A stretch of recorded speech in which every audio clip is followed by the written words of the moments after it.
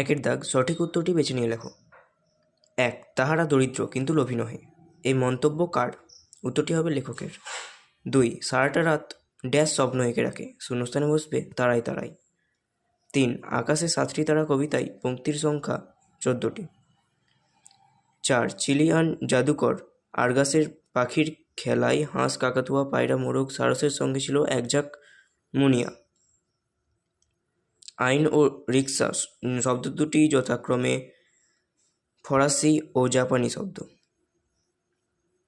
প্রত্যয়ের কাজ হলো নতুন শব্দ তৈরি করা। বিজয়ী সেনাদল রাজধানীতে ফিরেছে। সেনাদল হলো সমষ্টিবাচক বিশেষ্য। 8. মিনি এই ইংরেজি উপসর্গটি যে অর্থে ব্যবহৃত হয় তা হলো ক্ষুদ্র অর্থে।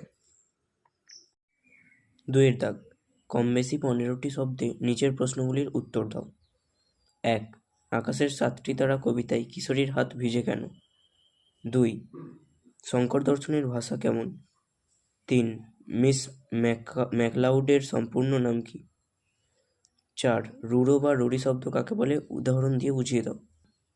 5. কৃত ও তদ্ধিত প্রত্যয়ের একটি পার্থক্য লেখো। 6. বাক্যে প্রয়োগ করে উদাহরণ দাও, অনুকার অব্যয়। 7. ভাববাচক বিশেষ্য কাকে বলে উদাহরণ দিয়ে বুঝিয়ে দাও। 2-1 উত্তর, আকাশের 7টি তারা কবিতার অনুসারে চাল ধোয়ার ফলে কিশোরীর হাতটি ভিজে এবং শীতার্ত। 2. শঙ্কর দর্শনের ভাষা সংস্কৃত শব্দবহুল। 3. মিস ম্যাকলাউডের সম্পূর্ণ নাম মিস জোসেফাইন ম্যাকলাউড। 4. যে সকল শব্দের প্রকৃতি প্রত্যয়গত অর্থের দ্বারা তার ব্যবহারিক অর্থ প্রকাশ পায় না সেই সব শব্দকে রূঢ়ি বা রূঢ় শব্দ বলে, যেমন মহাজন, প্রবীণ ইত্যাদি। 5. কৃত প্রত্যয় ধাতুর উত্তর এই প্রত্যয়ে যুক্ত হয় এবং ক্রিয়াপদ গঠন করে। তদ্ধিত প্রত্যয় শব্দের উত্তর এই প্রত্যয়ে যুক্ত হয় এবং নামপদ সৃষ্টি করে। 6. অনুকার অব্যয়। অনুকার অব্যয়ের একটা উদাহরণ হলো শোঁ শোঁ, এটা দিয়ে বাক্য রচনা করবে। শোঁ শোঁ করে বাতাস বইছে। 7. ভাববাচক বিশেষ্য যে বিশেষ্য পদে মনের কোনো বিশেষ ভাব প্রকাশ পায় তাকে ভাববাচক বিশেষ্য বলে, যেমন আনন্দ, বেদনা, ক্রোধ, উল্লাস ইত্যাদি। 3 দাগ, কম বেশি 150 শব্দে যে কোনো একটি প্রশ্নের উত্তর দাও। 1. জাগিয়ে ওই উঠানে তোর দ্বারা লাউ মাচাটার পাশে। পংক্তিটি কবিতায় কতবার ব্যবহৃত হয়েছে? পংক্তিটির একাধিকবার ব্যবহারের তাৎপর্য লেখো। উত্তরটা এখান থেকে লিখে নেবে।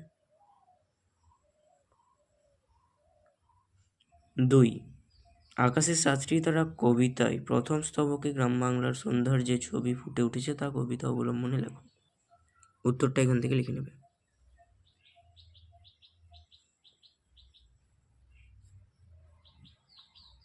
4 দাগ, কম বেশি 150 শব্দে যে কোনো একটি প্রশ্নের উত্তর দাও।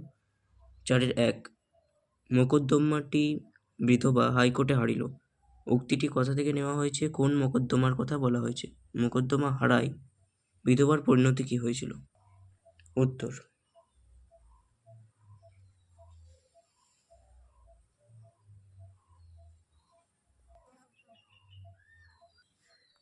2.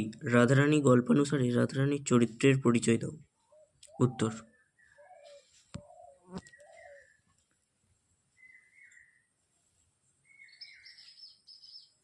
5. কম বেশি 150 শব্দে যে কোনো একটি প্রশ্নের উত্তর দাও। 1. মর্দ কি বাত হাতি কা দাঁত।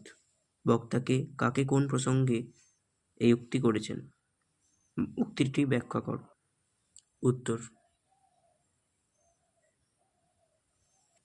2. বাংলায় সংস্কৃত ও ইংরেজি ভাষার চর্চা এখনও প্রয়োজন বলে লেখক মনে করছেন কেন? উত্তর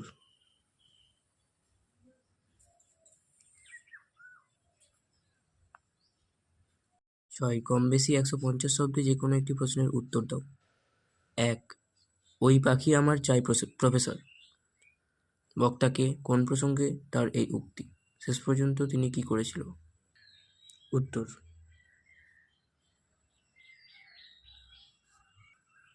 2. করভাসের মানবসুলভ বুদ্ধির পরিচয় কোন কোন ঘটনায় পাওয়া যায় লেখো। উত্তর: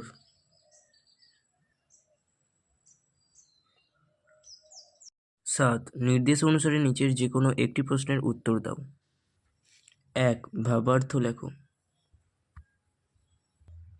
উত্তরটা লিখে নেবে।